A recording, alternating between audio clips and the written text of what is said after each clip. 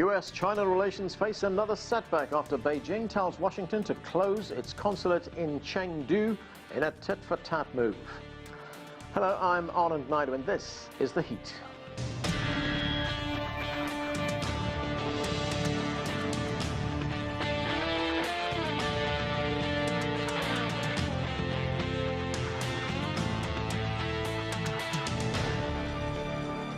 China ordered the United States to shut down its consulate in the southwestern city of Chengdu in response to the US closing China's diplomatic mission in Houston, Texas. China's foreign ministry says the US violated international law, but at the same time it urged diplomacy. The current situation in China-US relations is not what China desires to see, and the United States is responsible for all this. We once again urge the U.S. to immediately retract its wrong decision and create necessary conditions for bringing the bilateral relationship back on track. Relations between the two countries have been deteriorating for months over trade issues and the coronavirus pandemic. CGTN's White House correspondent Nathan King joins us now. Nathan, great to see you. How is the Trump administration reacting to China's order to close the U.S. consulate? Well, I can tell you, they may not say it publicly, but they are definitely not surprised. When you go to that sort of move to China's, close a consulate here in the US at very short notice, you're going to expect some sort of reprisal. I can tell you, though, I've had a couple of conversations with State Department people and former State Department people who have been based in China before. There was a little surprise that it was Chengdu. They had expected Wuhan to be closed down, but as you know, the Wuhan consulate is one of the smallest and also has essentially been evacuated since COVID-19 breakout. Now, Chengdu is actually very important. They are trying to play it down publicly, by the way. The State Department on a call was saying, well, you know, we haven't been allowed that movement around. You know, it was already, we had small numbers there, but Chengdu is pivotal for US, let's say, information gathering. That's the word they used at the State Department, because it's very obviously close. It's the capital of Sichuan. It's very close to the Tibetan Plateau. It's also been used as an information gathering area for Xinjiang, and also huge amounts of business interests, especially in Sichuan and also as you go south. So this actually, when you think about it, even though it's tit for tat, you know that US has more diplomats in China than China has here. So I think this will hurt even more. The reaction is, well, you know, ask the Ministry of Foreign Affairs in China why you're closing it down. But it's obvious. I mean, you can't close a consulate in Houston and then not expect reprisals from Beijing. So Nathan, this pressure campaign by the United States against China, it's been going on for months. What prompted it? Well, I mean, you know, the US president ran on a platform of China bashing. Hey, which presidential candidate doesn't? But it's really in the last few months, since the outbreak of COVID-19 and since the signing of the Phase 1 trade agreement here back in January 15th, where it's really broken out. The US president says he doesn't really care that much about the trade agreement anymore. And so we've seen this shift towards the more hawkish views in the administration when it comes to China. And, you know, we've seen it with Hong Kong, with Xinjiang, you know, with Huawei. I mean, we can keep on going on and on and on. The thing is, there doesn't seem to be a strategy behind it, which suggests that a lot of this, of course, is deflection. I mean, you know that the US has the highest number of cases, a leading death toll in the world when it comes to COVID-19. The US president calls it the China virus, wherever he comes. His surrogates, like Peter Navarro, talk about China seeding it. There's all this sort of very, almost racist language sort of being peppered about. And also Mike Pompeo, as you know, former CIA chief and now Secretary of State, has always been a China hawk. There seems to be an element of a sort of rush on this. Remember, this administration may only have 100 days plus the lame duck period left in office. So they're sort of trying to sort of do as much as they can. But you know, in my opinion, and this is just my opinion, and I'm from watching the Trump administration, there is no strategy behind it. There's no end game. But it plays, they think, very well politically to their base, where a lot of people are very worried right now about their economic future, their health of their family, and it's a handy deflection. The problem is it's a very dangerous game to play. Thanks, Nathan. That's CGTN's White House correspondent Nathan King talking to us. Now, for more on the growing tensions between China and the United States, let's bring in our panel. Joining us from Beijing is Einar Tangen. He's a political and economic affairs commentator. From Virginia, via Skype, John Sitilides is the principal and geopolitical strategist with Trilogy Advisors. Also with us is Zhang. He is the Washington bureau chief with Shanghai Wen Hui Daily. And Sourabh Gupta is a resident senior fellow with the Institute for China-America Studies right here in Washington, D.C. Thank you, everyone, for being with us. Einar Tangen, let me start with you. You know, we often hear that this relationship between the United States and China is the most important bilateral relationship in the world. But if we look at it right now, it's at a very low point. How did we get here? Well, there seems to be a confluence of things that are happening here. First, you have the China hawks who are trying to portray China as this existential threat, ideologically, economically, and militarily. Then you have Donald Trump, as Nathan was pointing out, using this as a campaign crutch. Unfortunately, it's not working very well. I'd like to add that New Yorker magazine has reported that a Republican polling service has indicated that across America, the China threat idea is only appealing to about 21% of the electorate. And then the last part is this kind of chasm between cultures. The U.S. Sees things in a different light, especially things like human rights, which they say is all political and a ballot box, whereas China's people in Asia see it more as safety, economic opportunity. So the confluence of these things is driving this in different directions at a very sensitive time. As Nathan said, you know, this is a very dangerous game. Could it get worse? I mean, could it escalate to some kind of military confrontation or perhaps some kind of major diplomatic incident? Well, you know, with the rhetoric being ratcheted up by Pompeo and a number of people in the administration, and with him openly saying that he's the one who is coordinating with these different entities as they put out this kind of daily barrage of attack China, it's clear that, you know, they're trying to make a legacy for themselves, perhaps because they don't see things going well with Donald Trump.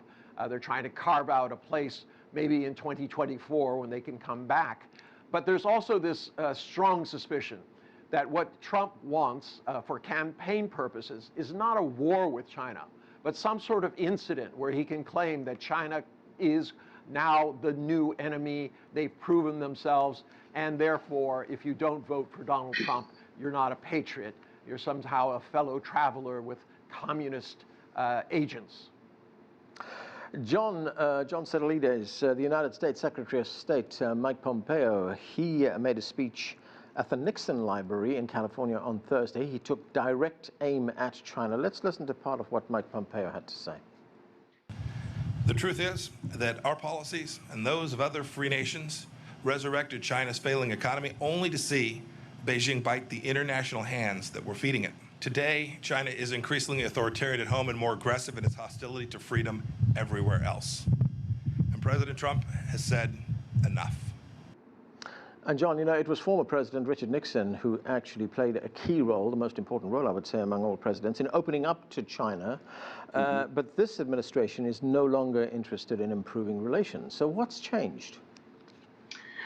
My own sense is that the United States believes that China has been constantly evaluating, adjusting, and readjusting its strategy towards the United States and the advanced industrial world for the last 30 years during its astonishing rise back to the top as a global economic power, while the United States was largely on a linear glide path, really ignoring many of the concerns about intellectual property theft, about dumping, about massive state subsidies of state-owned enterprises, and of course human rights violations from Tiananmen Square through the Uyghurs, through Tibet. And now that's all center square in terms of the increasingly adversarial relationship between China and the United States. And I think, Anand, we're standing really on the precipice of a potential historic rupture in U.S.-China relations. And it's got to be deliberate that Secretary of State Pompeo went to the Nixon Library to declare that 50 years of strategic engagement by the United States of China at the corporate level, militarily, politically, and diplomatically is now obsolete. What do you make, John, of what Nathan told us a moment ago, where there doesn't seem to be any kind of strategy in the United States approach to China? It seems to be ad hoc statements, ad hoc actions being taken, most of them related to the election in November. I don't know that it has much to do with the election in November as much as a realization over the last 3.5 years, and there's still a healthy debate in the administration, and I don't want to be clear about this, but President Trump is clearly driving this, and this goes back to some of the talks that we had during the presidential campaign in 2015 and 16. Donald J. Trump, citizen and businessman, has been writing about what he perceives as a China threat economically for 30 years. He's now the chief executive officer of the federal government, and he has brought on board a team that largely shares his view. We've seen a series of speeches now by Secretary of State Mike Pompeo. FBI Director Christopher Wray says there are 2,000 investigations of intellectual property theft of Chinese individuals in the United States. We had Attorney General William Barr, who accused major U.S. corporations of quote-unquote corporate collaboration with Chinese officials to pressure the U.S. government in pro-China directions. And I think what you're seeing here, it's been a slow, steady march, but I think you're seeing a strategic reframing of the U.S. approach towards China. It may not have been very neat, probably still quite messy, and even Treasury Secretary Steven Mnuchin seems to be sitting out this debate. So it has taken a while, but I think you're seeing many of these forces in favor of the president's policy coalescing. Sourabh Gupta, the United States, as we just heard, closed down the Chinese Houston diplomatic mission, and then China closed down the United States consulate in the city of Chengdu. In fact, the Chinese Foreign Minister, Wang Yi, he said the current situation has been created by the United States. So do you think that these tensions could be resolved diplomatically, or are we heading for another Cold War here? Oh, the tensions will not be resolved diplomatically in the Trump administration. Pompeo and Yang Jiechi did meet in Hawaii, what was it, about a month back, but things have not gotten better, things have gotten worse. So at least in the Trump administration, the next couple of months, nothing is going to improve. It might just stabilize a bit at the level at which it is, because the things the Trump administration, the nasty things the Trump administration had to say about China has been said and done, most of it. There are bills in Congress which are going to be bundled within the defense authorization bill, which will punish China too, and I'm sure Mr. Trump will sign it. But where this relationship goes from 2021 onwards is fairly different. It depends who wins. I think President Biden is in a good position, and I think we can see messy coexistence happening under President Biden. He knows the subject very, very well. He spent hours and hours in direct negotiations with the Chinese, with President Xi Jinping and the other leaders. So I can see expert, specialist management of the relationship going forward in 2021, which might help place a floor, at least, beneath the relationship. Song Zhang, of course, there's been very harsh rhetoric coming out of this, very hostile rhetoric. But China, at the same time, is taking this in its stride. In fact, the Consulate General in Houston, Texas, he issued a letter. He addressed that letter to the people of the southern United States. And I want to read you what part of that letter said. It said, although the direction of historical advancement is sometimes disturbed by a few people and twists and turns, the friendship between the people of China and the United States will not be interrupted, and the bright prospects of friendly cooperation between China and the United States cannot be stopped by anyone. But I want to ask you a question, Song Zhang, about the closure of that Houston consulate. And that is, the reason the United States gave for that closure was that it said Chinese agents had tried to steal data from the Texas A&M Medical Center. Have we seen any proof of this? Has the United States provided any kind of evidence?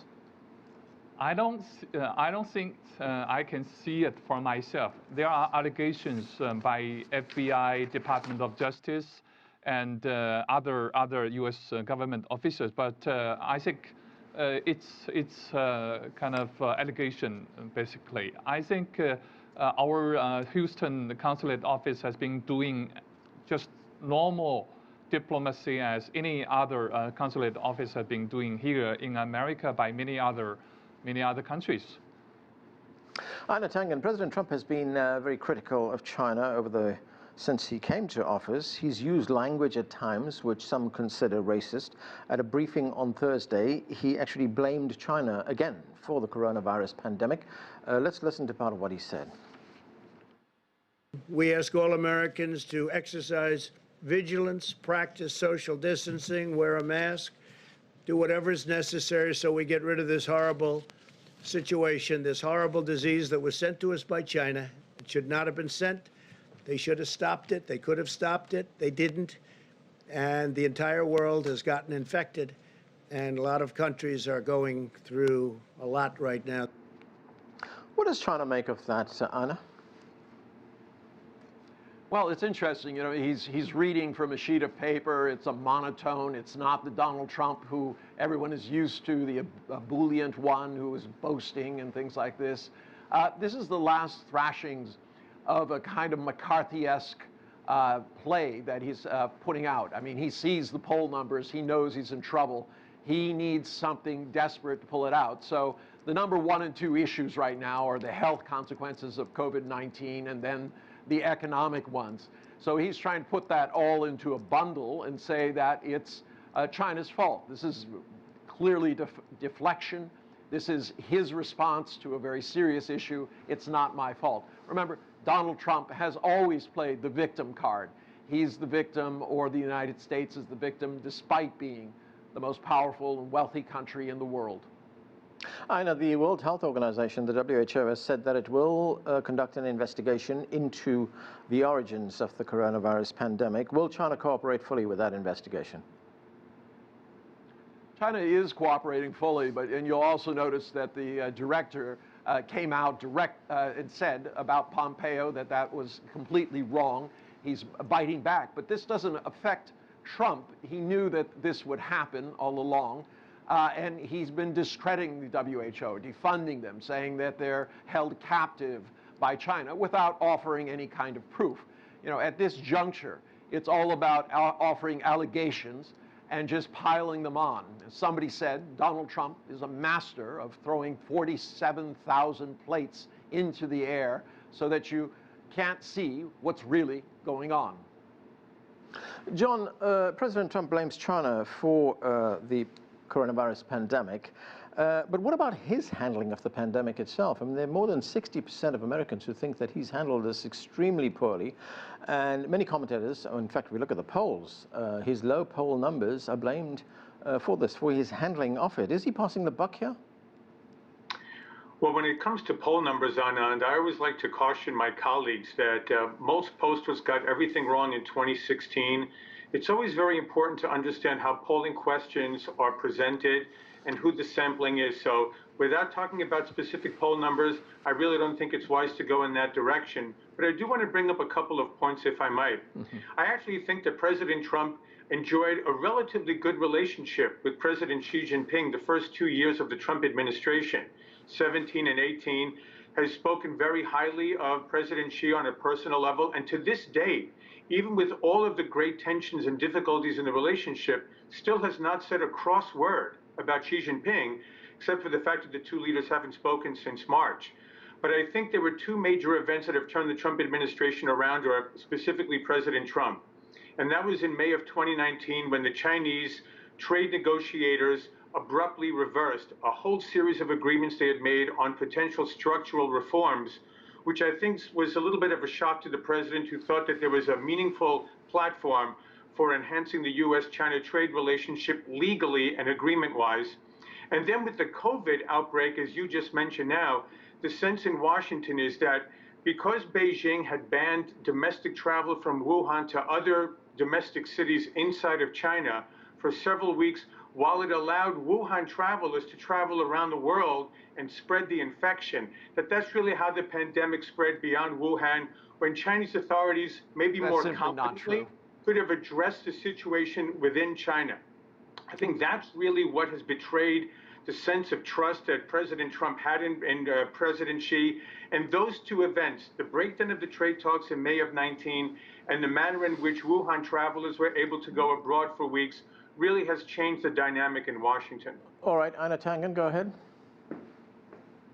Well, what I'm saying is John is repeating all the talk points of the O'Donnell Associates attack on China. He's not defending Donald Trump. You notice that.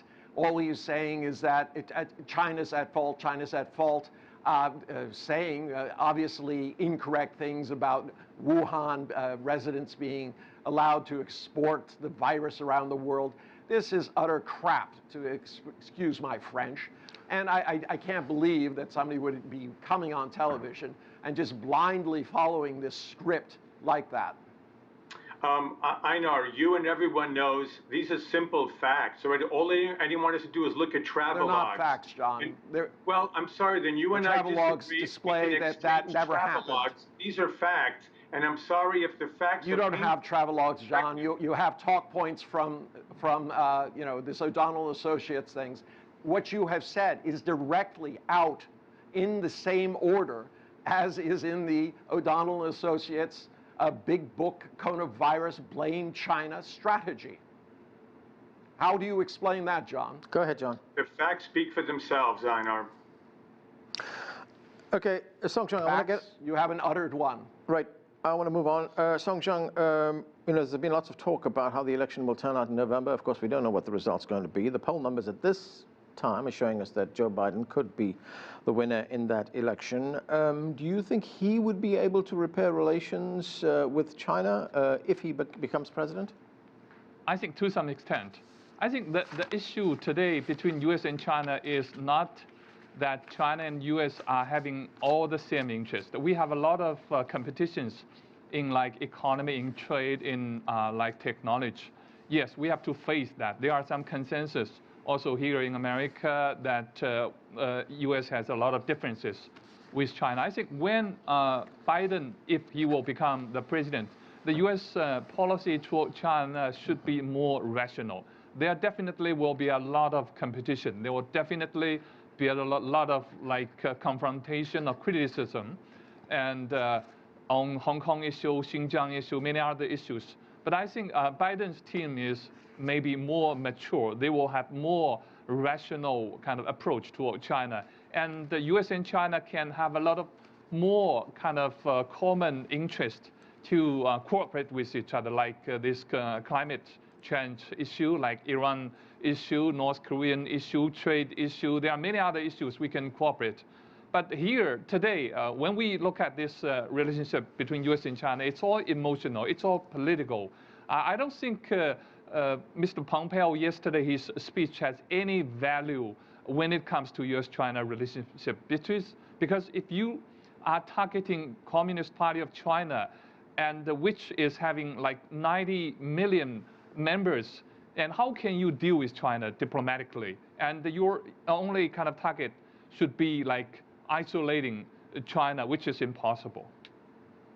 Sourabh, I want to get back to something that Nathan said at the beginning of the show, and that is that there is no strategy here in U.S. policy. In fact, the Washington Post ran a piece just a couple of days ago in which it said that what the United States is doing does not reflect a well-thought-out strategy, but is rather a tactic, a short-term tactic to win re-election. In fact, the Washington Post called it reckless, incoherent, and unilateral.